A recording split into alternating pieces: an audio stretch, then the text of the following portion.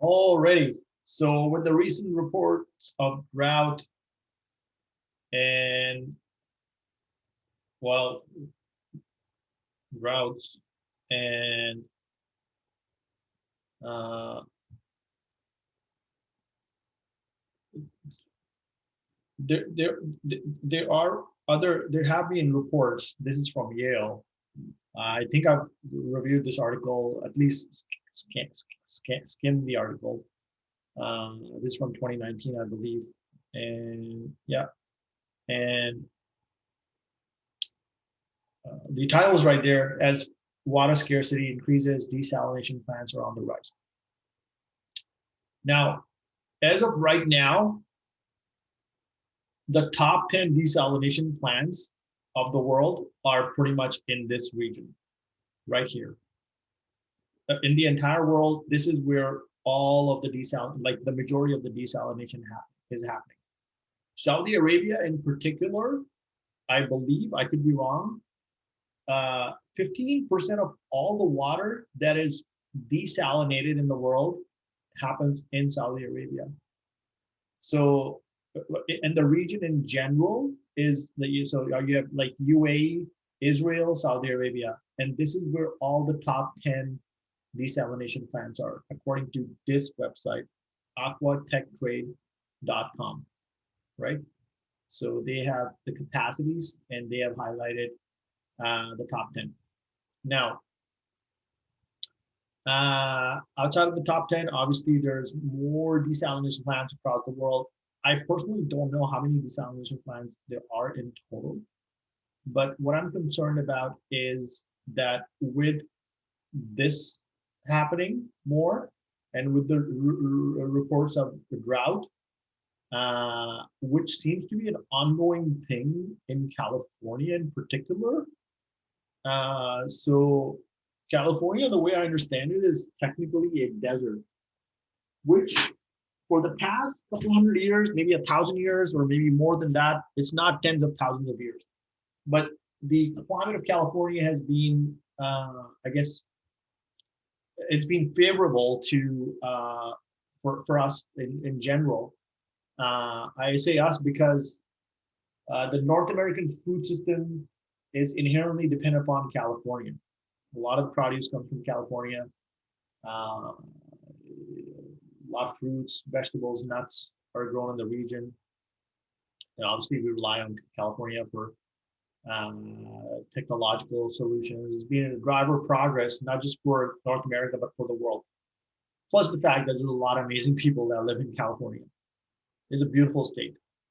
So anyway, so what I'm saying though is from a climate perspective, I don't know, I'm not an expert here, but I'm just concerned what's going on with water in particular, and other things in California, soil, agriculture. There's a lot of groundwater being pumped out in order to sustain the agricultural and residential and other cycles, which is actually making California sink. California is literally, the ground is getting less, and it's actually going, it's literally sinking by not just millimeters, by like substantially, because the water keeps coming out and the earth keeps going down as a result of that. However that works, you can Google that. To come back to the topic, I I'm a little concerned about how we're managing our water. And today's update is in particular with regards to desalination, because I could see this report from Yale, and I'm sure others have put data and reports like this out as well. But I could see this becoming more center stage. And I say this because, and this is why I will say this is an update to the video I put out on June the 7th, where I shared an idea about talking to bacteria and other simple life forms. I remember thinking this is a crazy idea, and actually at one point I just kind of started laughing at the proposition myself. But it doesn't seem that crazy right now, now that I think about it. And it really comes down to the fundamentals. And the fact is that there is life teeming, the ocean is teeming with life. And there is If you go to the middle of the Atlantic, I think Dr. Craig Venter said this. If you go in the middle of the Atlantic or any of the ocean and you scoop a cup of water and you look it under the microscope, there's going to be life crawling in that cup of water. So what I'm concerned about is that as desalination picks up, that the ocean slowly starts dying. Now, the current means of desalination, and I'm not very educated on this, but I'm going to try and make sense out of this, right? So let's hypothesize that this is the current state of the ocean. We're not going to talk about carbonification and all the other stresses that we're putting on the oceans. Carbonification, pollution in general, agricultural waste, which would be a subcategory of pollution, um, overfishing. There's a whole host of stresses that we're putting on the oceans. And these cycles take time to reset. Each one of these is a different cycle. If you have overfished in a particular subregion, it's going to take time for that thing to replenish. But if you send the ships again 6 months down the road, and or even a couple of weeks, months down the road, then you're going to deplete that resource. Maybe you're going to make it go extinct, right? So I don't know. So that's one example. But in terms of the overall state of the ocean, say, if this is okay, well, I'm going to try and draw it to scale. I'm going to try and do this. And I don't know if I'm going to do this, but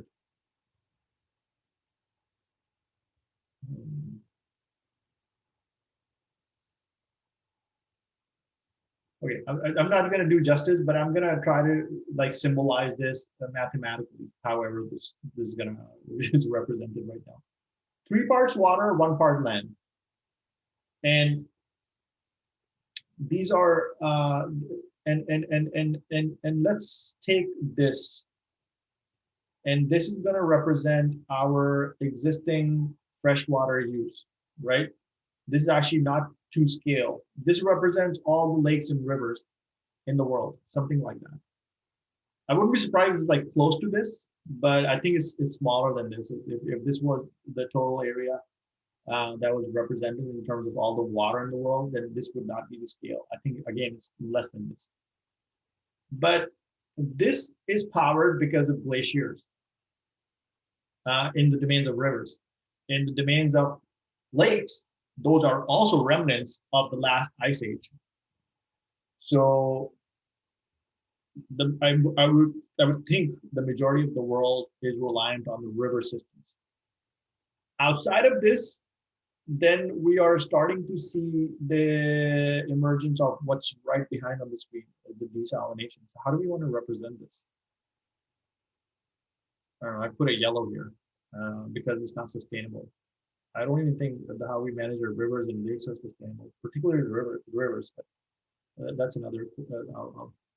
So this is not to scale. So I think this is a spec right now in terms of the total water usage. Desalination would still be a spec somewhere.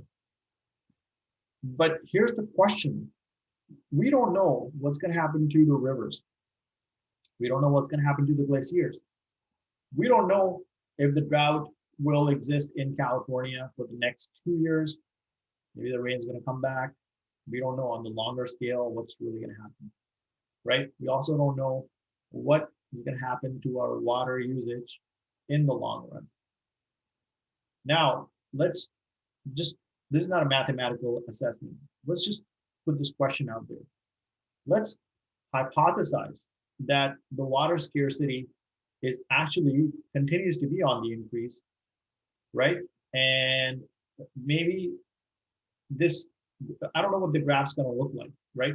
So the current graph for the implementation of desalination plants, and I forget the video I was watching last night. It's in my history section, but it was, I think it's in the tens of it was less than 100 desalination plants installed. I think around the 70s, going into the 80s, something like that, in around that 45 years ago. But now it's in the tens of thousands. So we are literally looking at tens of thousands of desalination plants, if memory serves me correct, installed all around the world. I've just shown a sample of the biggest ones through the article. I don't know if this source is accurate, but there's tens of thousands of desalination plants that are being installed around the world. As these plants get installed more and more, the mechanism that they primarily have been using is, I believe, please, I could be wrong about what I'm saying, so please educate me if I'm wrong. So the mechanism is basically, it's, I think, a membrane-based mechanism. So what is going on is, say, there was an osmosis or reverse osmosis system. Now there's a membrane-based system. I'm really dumbing this down or simplifying this, but imagine this is the new membrane-based system. So what is now happening is that for this much water, you get this much water in return. So for 2, you get 1, something like that. I don't know if I did a good job explaining this. Right? Whoops. So I need some glue in there. So there's a 2-to-1 ratio.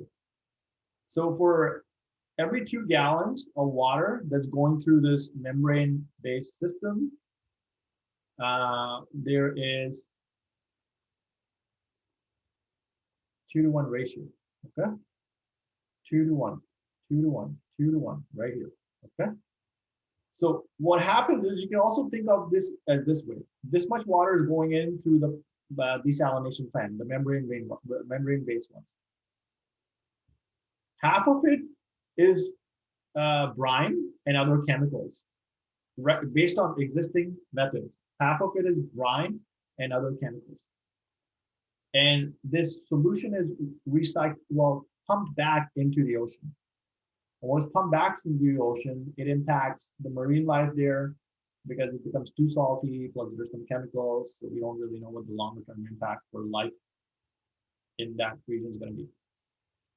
Now, if you don't change anything, then this could slowly start killing oceans wherever the desalination plants are. This is what it comes down to, right? So maybe the idea from June the 7th doesn't seem that stupid anyways, or as silly, as silly, right? And I'm going to stop this thing right now. But right now, this is where we're standing. There's 2-to-1 ratio.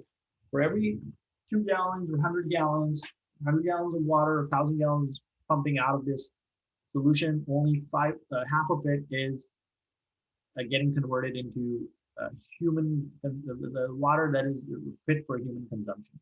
I don't know what those standards are, because I don't know if they're monitoring for things like, I don't know what, like things like Fukushima, right? What are we looking at in terms of parts per million?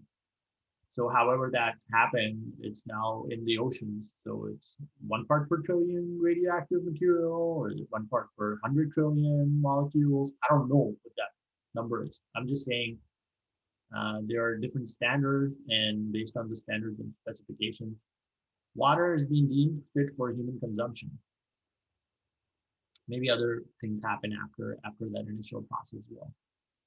Maybe it goes through more membranes. Anyway, so my primary concern right now is how much water is actually going to be this recycled. It is going to go through this system. So now that I'm actually thinking about this, I'm going to clear this drawing, and I'm going to stop annotating. The weird idea of the day from June the 7th is now looking so weird. And you know, my thought was that you're going to make some kind of depression, and you're going to have an inlet coming in into the land, but a lagoon, if I remember correctly. I mentioned you could build a lagoon or two, and I would think this idea in particular, I thought about this a little bit after creating like thinking about the idea, but I didn't have a lot of time to meditate on this. But I am thinking that this would be primarily the main ingredients. It all depends, right? How do you talk to these creatures? Like, how do you talk to these creatures? I don't even know if this is accurate because I don't know if they're all microscopic. I don't know. There could be something on a different scale that is much more smaller. Um, what about other life forms that are not microscopic, like fish and everything? Like, how do you what do you do? And the closest I have come to this topic for it to be taken seriously is through the Long Now Foundation. They brought somebody from NASA on board, and the individual and their team, they their expertise was in communicating with uh, different species. So let me bring this up. Long Now Foundation communicating with whales. I think there was some extraterrestrial angle to this, but interspecies communications. Yeah, there we go. Yeah, I was on topic. So this was the particular uh, webinar or talk.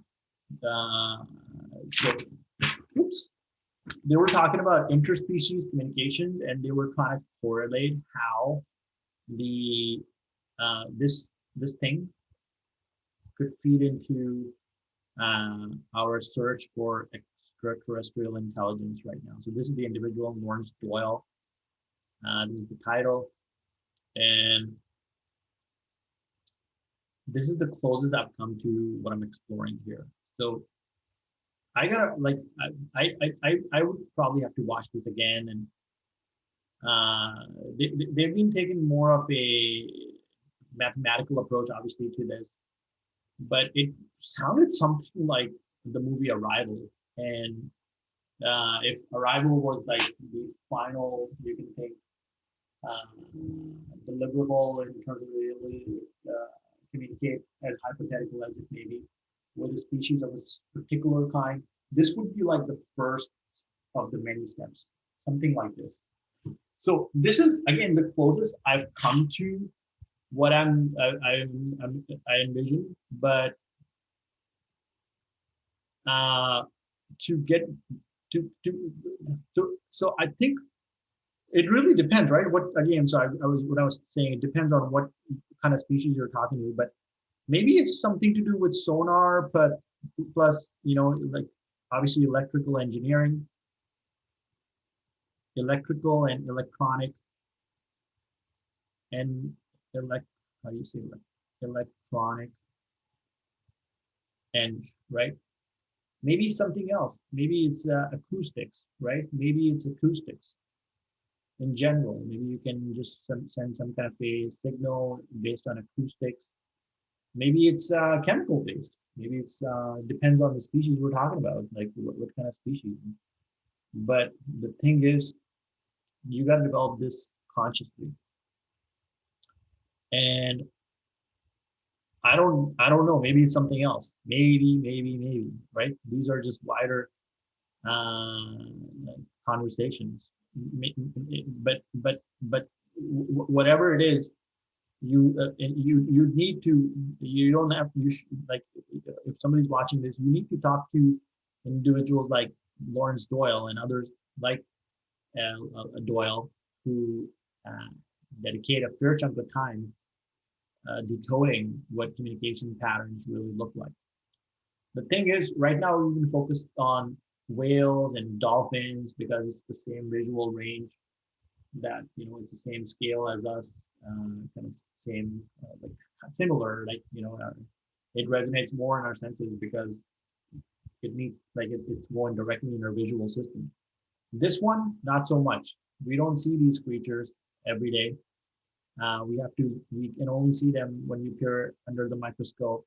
So we forget about them maybe.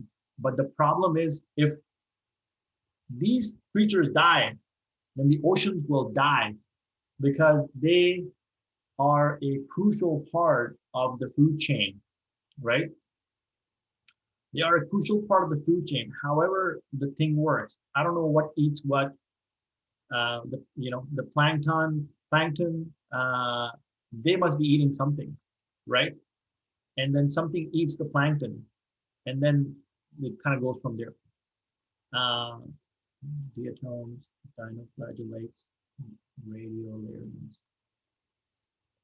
But it all comes down to the fact that if this cycle gets disrupted, then we're going to be in big problems. There are going to be big problems for us.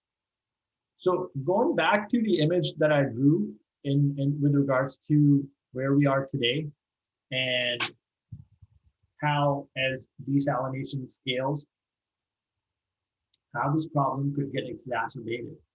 I think this is a good time to talk about this because if we have 20,000 desalination plants today, fast forward 20 years, sorry, just even 10 years. So 2031, now we have 50,000 desalination plants. The amount of volume of water that's going to be going through those desalination plants could be substantial. And it could be substantial enough to churn or like a significant percent of the oceans to go through that chain, that cycle, right? Not the chain, but like this is a synthetic cycle we've enabled. It's a membrane-based technology. So that water is going through some membrane, which means the membranes are fine enough to filter out soluble sodium chloride, so soluble salt. So it's a very fine mesh. Even from an educated experience, I'm hypothesizing this. I could be wrong, but it must be a very fine membrane in order to be able to like filter out the salinity, the salt and other things from the water, mostly salt from the seawater. And this is a combination of the membrane. Maybe there's some chemicals involved, as I shared. But we could have a big problem in 2031, and at that point we may realize that this is having this that's not having that has had a significant impact on the ecosystem. And I don't know what kind of impact it would have on the coral reefs uh, and life in the oceans in general. I believe I could be wrong, but well, we gotta appreciate this too, right? Let me Google this before I say this.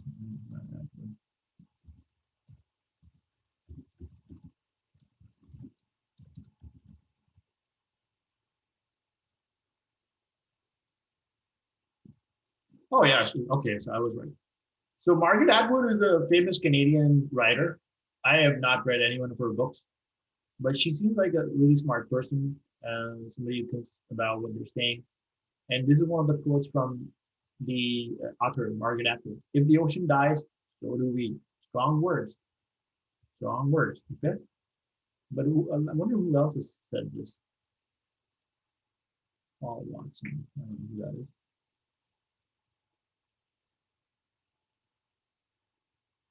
Is it true if the oceans die, we die? Lives.com.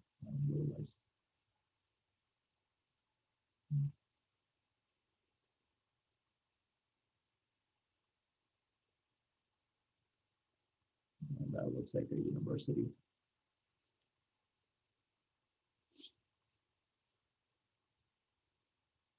National History Museum.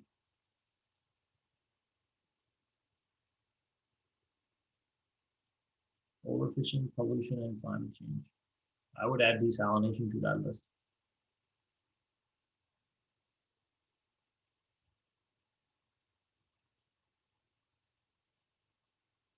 There's more plastic than fish. Maybe jellyfish take over. Water will be warmer and less oxygen. Fish and chips will get smaller. Coastlines will change. Water will be more acidic.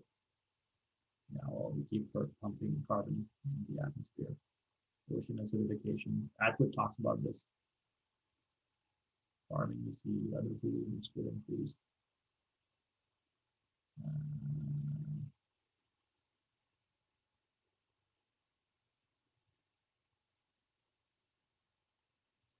Okay.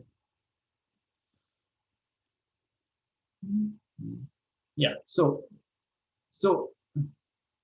okay. So one of the things to come back to desalination, and I don't want to like focus this on one region, but that's where majority of the desalination plants are today, right? It is this, it's really this area. This is where it's all starting, right? Or it's like this is where all most of the desalination in the world. It has to be backed up by numbers of what I'm saying.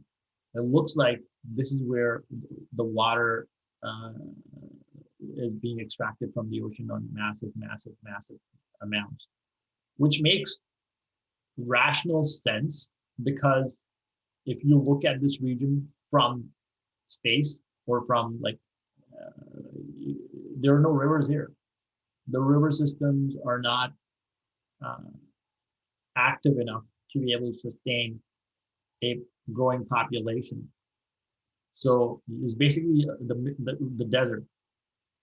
And people are living in the desert, and desalination is the way through which the lives are sustained, through which civilization is sustained in this part of the world. Desalination. Okay. So one of the things I realized is the new city being created in Saudi Arabia is called Neom. I found out about this last night. It's here, northwestern part of Saudi Arabia, and they have a couple of projects here. One of the projects to work with this company is called Solar Water, right? So it's this company right here. And basically, their idea, the way I understand it, is to create this funnel, right? And their idea is to create this funnel. Uh, where is this? It's here somewhere here. Yeah. So their idea in a nutshell. Let me play this. Environmentally friendly solution. Well, I don't know if this is environmentally friendly because there's no solution for this. These guys, like these creatures, are still going to get pulled into this funnel. But let's just watch this. This is how it works. There's an inlet going directly to the seashore. Technology involved was bringing in seawater via a glass enclosed aqueduct system, heating the water as it flows towards the giant desalinator in the form of a dome. An array of mirrors focus concentrating solar radiation onto the glass and highly conductive steel frame structure that transfers the heat to the cauldron below.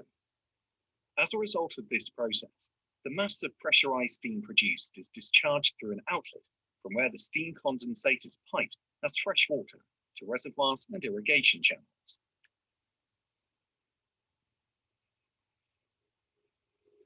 Solar water will provide a continuous supply of fresh water for domestic use, agriculture, industry, and tourism. We can and will save lives and rejuvenate and create new economies. Millions of people and businesses will thrive and have a sustainable future where currently there is none. Solar water desalinators, totally carbon neutral, will provide desalinated water to achieve agriculture and reforestation in the desert, helping improve environmental and human health, as well as reversing climate change. What we should stop doing is stop complaining about climate change and do something about it. And we got to, we have to do it together. Solar Water PLC, creating water, sustaining life. Okay, so in terms of the schematics, no, I don't want to stop sharing. I want this to not be in a full screen. So in terms of the schematic, it looks like there's some long kind of funnel. The idea looks pretty similar to what I've shared for Heliogen, but obviously this company, it looks like they've been in existence for a couple of, let's take a look.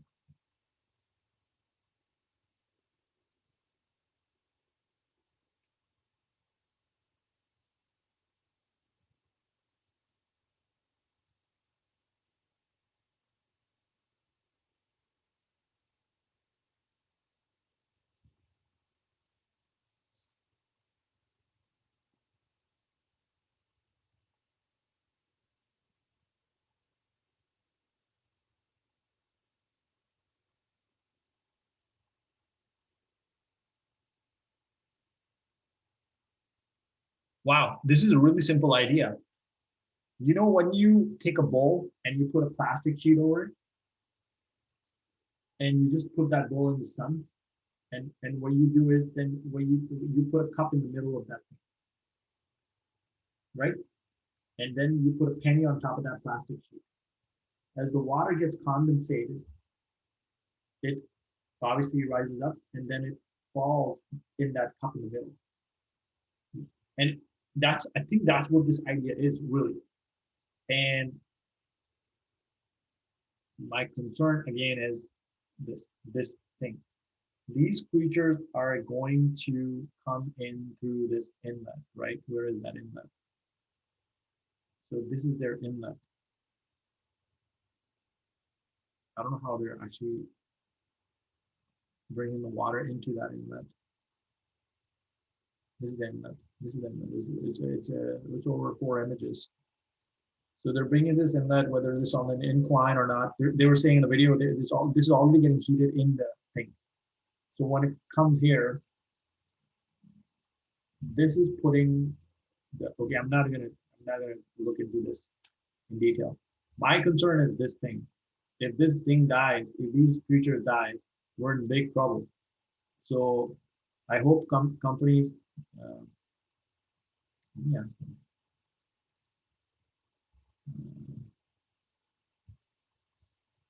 how will tinier life forms be protected and solar with water? Thank you. All right, so I'm gonna ask them, how will tinier life forms be protected? Okay, so I'll be followed them. We're gonna need solutions like this outside of Earth because there doesn't seem to be any life. My concern right now is again this, right? So, anyways, to come back to the topic, I am thinking this idea is not as crazy. And in the original idea, I shared a couple of thoughts. Primarily, I shared the research for Reginald C. Farrell, who's a researcher based out of the United States. And today I mentioned that there could be a handful of areas that could be explored in order to be able to have something here. I don't know what this is going to be. I'm not an acoustic person. I'm not a sonar person.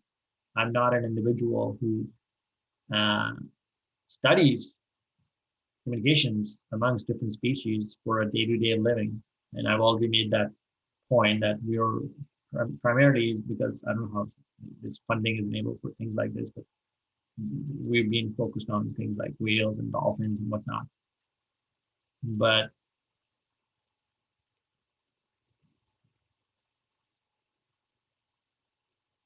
our climate can change any, our climate can change. I was thinking about this morning. There's a website, it's called climateperspectives.org. The older version of the website used to highlight maps whereby um, the longer term projections for climate change would be highlighted and they would show how um, things will change. Let's actually bring it up. Let's see if I can bring it up. Climate perspectives.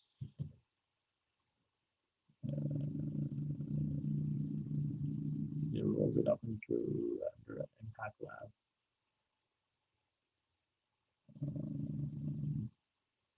I think.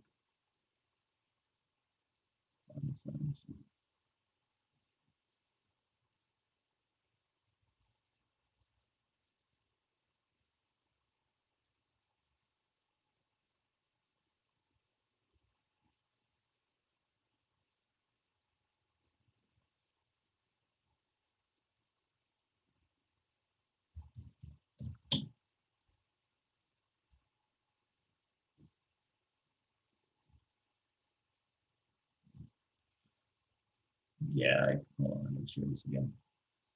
So it looks like climate perspectives has been rolled up under the banner of the Impact Lab, because if I Google climateperspectives.org,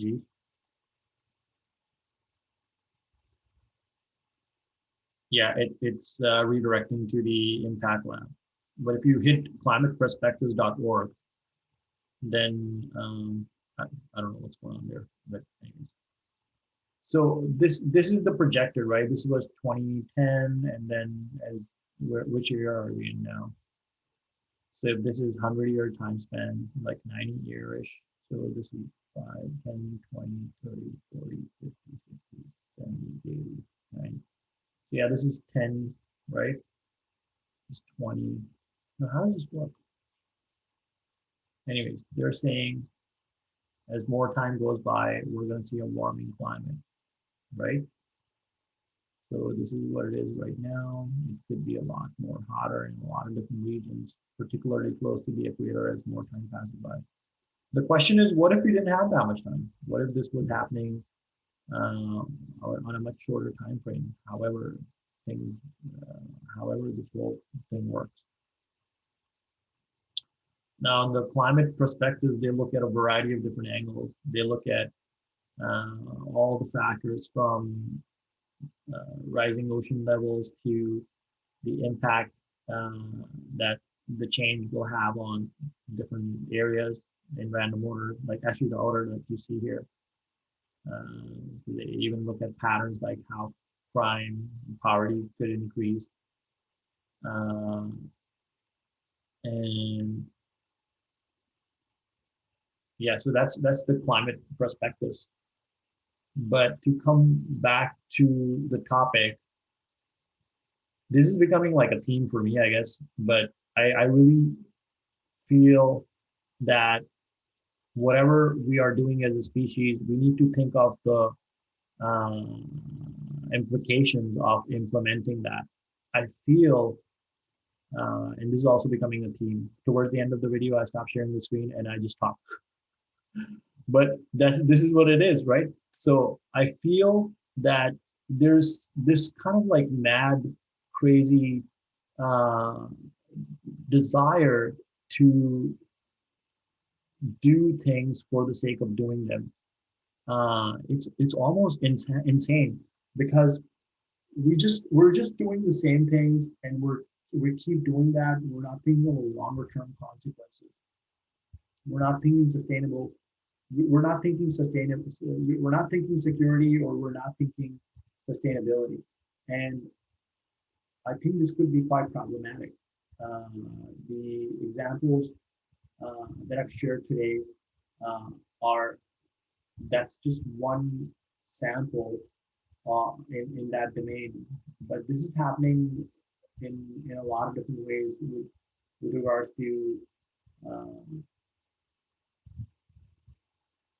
I don't. I think I would, if I could summarize that, I don't think how we're doing certain things are conscious.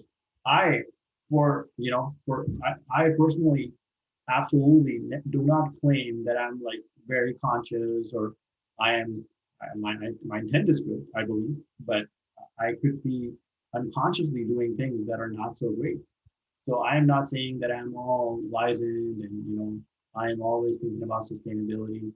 I'm also not. Which how should I categorize this? Basically, what I'm saying is the sample size I shared, it can be called sample size. I think this could be quite problematic if it comes. We're like 10 years again down the road, and we continue to suck out seawater, push it through some membrane, mix it with some chemicals, and then we all have water to drink, take showers with, and water our lawn, but slowly the ocean is dying. That's a big problem. Okay. I don't know what the solution is, but if the oceans get impacted, we're in big trouble. And I think we need to at least put this on a map somewhere, put it up on the wall, and categorize the problem that somebody needs to tackle. Uh, and I don't I don't know actually. I'm not a climate scientist. I don't know how the climate is changing around the world. Uh, it may be that this issue is not just specific to the region that we kind of looked at in the map. Just because the biggest desalination plant in the world, the top 10, happen to be from the Middle Eastern region, it doesn't mean that's always going to be the case. It could be that one of the biggest or some of the biggest desalination plants that actually go online between now and the next 5 years happen to be on the Southern California region. I'm just saying, I'm not, again, I don't know how the climate is going to change, right? Or maybe somewhere in China or somewhere else. So, however this evolves, this is gonna, we need, I guess, we need a different think, and we need new ways of thinking, and we need collaboration, and we need cooperation, and we need to have, we need to be, we need to have the humility to ask for help. Um, and I'm not saying, I hope my words are not misconstrued. I'm definitely talking about myself. I'm not talking about others. Um, but I really hope that we all have the um, humility to ask for help, and the awareness that, much as our intentions may be good, our actions may end up causing some harm. And I think that's really it. I think that's really it. Because I think, one of the things I was thinking about this morning, my legs are going numb. I've been sitting for a while. One of the things I was thinking about this morning is the same thing is this happening like in a lot of areas. I was like we were looking at I helped my daughter with her school project for the decline in the bee population going back 3 or 4 years ago. And one of the things that came out subsequently was somebody floated this idea that, no pun intended, that uh, well, these could just be replaced with some robotic structures. And I don't know, man. I don't know. I don't know. It's something about this doesn't feel right. This way of thinking that if our actions are having some kind of an impact on the ecology, and there's just going to be some solution that's going to be implemented downstream. When in another reality, if you may, we can just spend a little bit more time and some caring, and do our due diligence and only be able to define the problem a little bit more, work on things a little bit more collaboratively, bring some positive energy to what's being discussed. And if we do that, then in theory, at the very least, the solution would, one, be defined in a richer context. And if that is true, then the problem, sorry, will be defined in a richer context. And if that is true, based on the things of assumptions, I guess I made, then the solution should also be of a much better quality. And third, and maybe the most important thing, that the solutions that we are enabling are enabled in a manner that are that have a positive impact on the ecology and on ourselves, because we are part of the system in the end, right? So I guess you can think of it in another way, and another way to think about it is this short-term thinking, and this is something that comes up obviously on the Long Now Foundation. Uh, that's their whole philosophy is to have a more long-term thing. But I'm not talking about Long Now Foundation. I'm just thinking. I think we need to make sound decisions now in the future. And again, I want to emphasize that I focused on a particular part of the world, which is this part of but that's not like this is why I shared examples from California, and I'm really thinking that this could be a problem if we don't take the corrective actions right now. So this is my talk.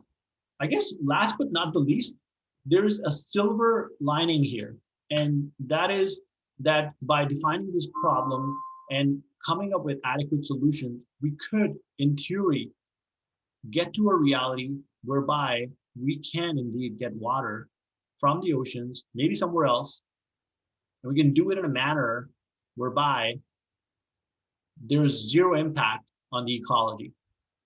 Zero. Just because something is carbon neutral, like the fellow who was the owner of that company, I don't mean this is a disrespect, but just because something is carbon neutral doesn't mean it's really good for the environment. right? And I would see the same thing for something like some of the other ideas that I've been sharing recently for other companies. And again, I don't mean this as a criticism. I'm just saying there's room for a lot more room for improvement. And I'm taking the time from my schedule to share this thought because I believe that this is an important issue. And water safety and security is a big issue. It could be an increasingly bigger issue around the world. I think living in where I live right now, we're probably going to be immune to something like this for the next foreseeable time.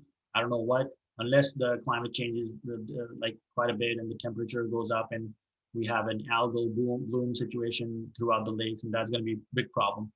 But anyways, let's not think about that right now, or maybe somebody should. Um, what I'm saying is, I think there should be some kind of a plan for water security. I said this many years ago. I'm going to say this again.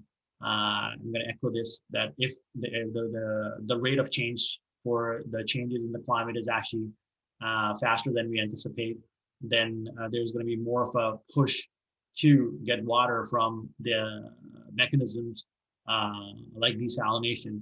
And if that happens, then with the existing mechanisms in place, the rate of things getting going through these membranes and filters would, at least in theory, entail that the oceans slowly start dying.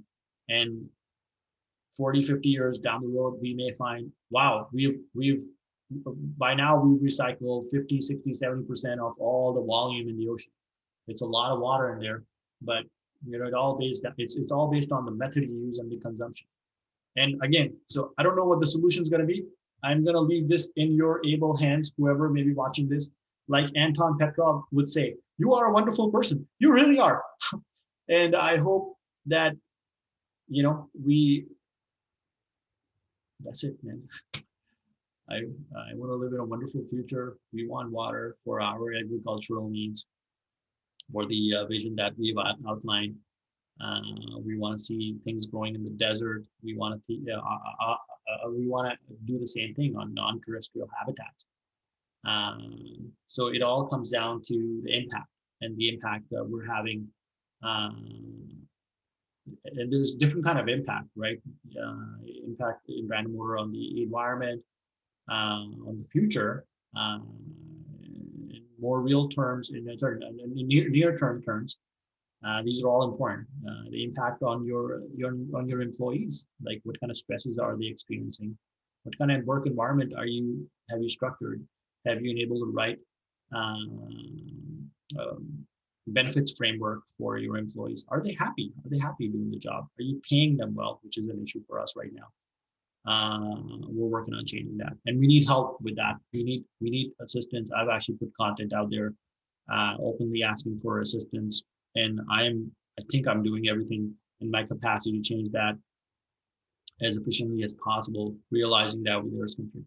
But not to get off topic, I think this is important, and we all need to change, and we all need to realize that some things are going to impact every single life on this planet.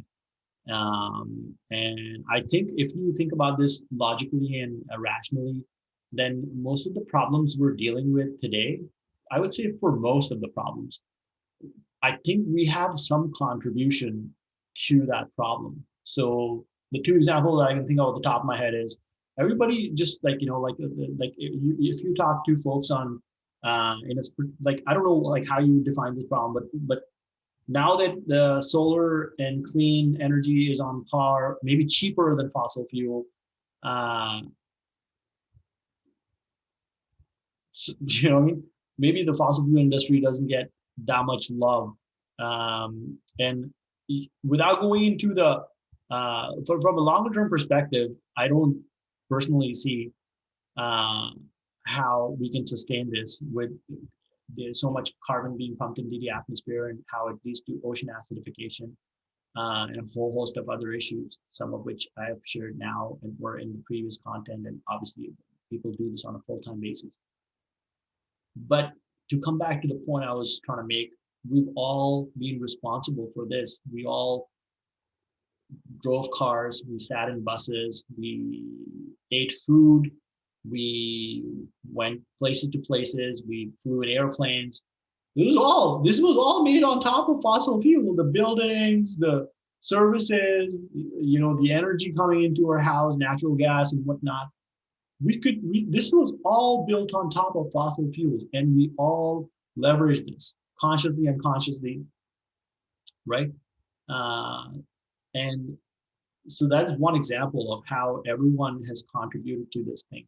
The second issue, I guess, that comes to my mind is uh, everyone uses products that are made in China, but then there appears to be like this growing anti-China sentiment. And I just want to say we all use products made in China, right? So what I'm trying to say is we have contributed to the making of these problems. And we continue to use products made in China. And then some of us have this anti, like, so these are complex problems, what I'm saying.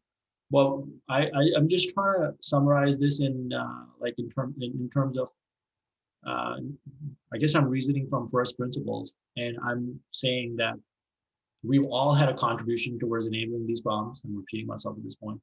And I believe that these issues are going to require cooperation and collaboration on a global front.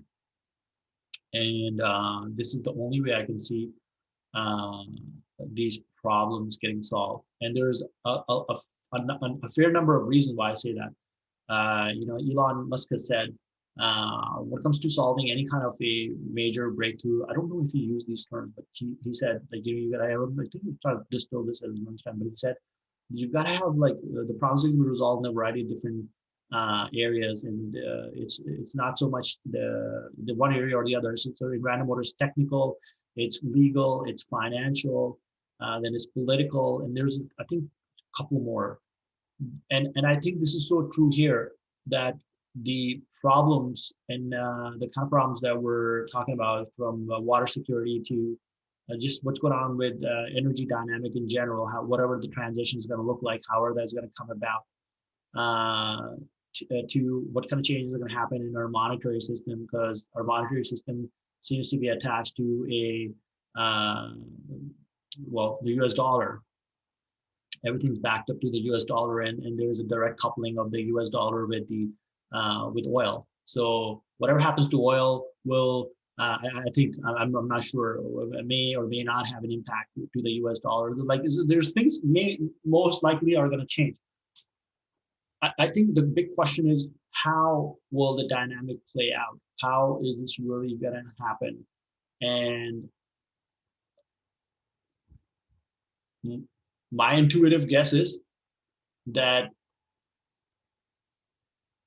this is the action consequence thing, right? So there are things happening on this planet. You can say maybe the solar system, but there are things happening on this planet based on the collective actions of the many, um, for good, and then there's side effects. So we are able to feed many people on this planet based on particular innovations that happen. And Bill Gates talks about some of these, like the Haber-Bosch principle, which allowed us to synthesize fertilizers. That was like one of the pivotal moments that pretty much altered the course of our human existence. And we were able to, from that point onwards, produce food in abundance. And there was another fellow, I forget, who did some pioneering work. I think he introduced some things, and I forget where his background is, but Mexico was one of the regions where he tried to introduce this, and Mexico said, we want to study this more and not so much implement. So then he went to India and China, and his work was implemented. And then India and China, who were regularly experiencing famines and like going back in history a couple of decades, once they started making these strategic shifts, the agricultural yield went off the roof. And now, after a couple of decades, India and China have become net exporters of grain versus being dependent upon foreign assistance or whatever was going on before with famines and all these conditions. So what I'm saying is,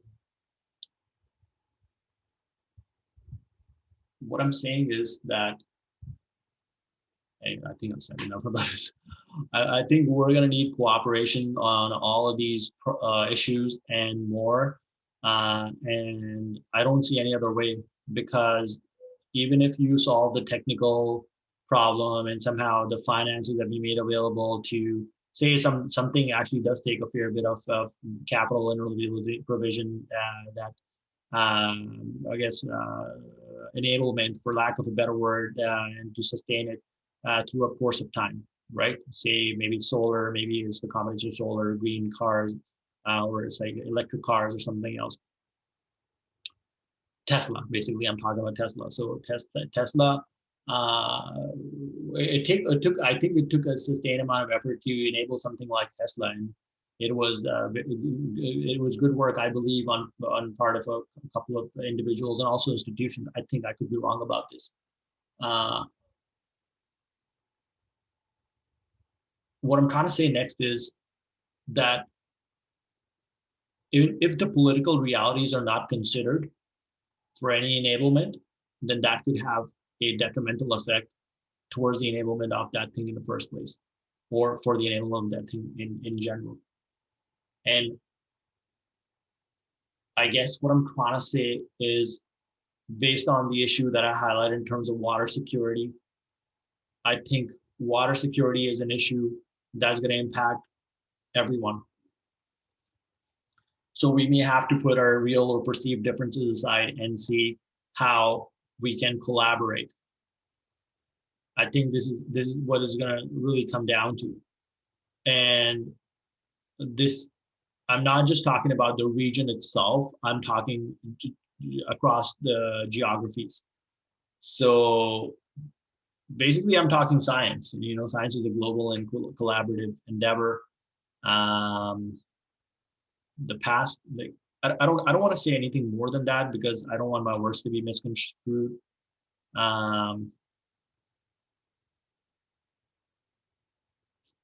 Yeah, good ideas can come from anywhere. Breakthroughs can come from anywhere. We also need to protect and nurture the outliers. Who wrote the book Outliers? It's been a while since I read something from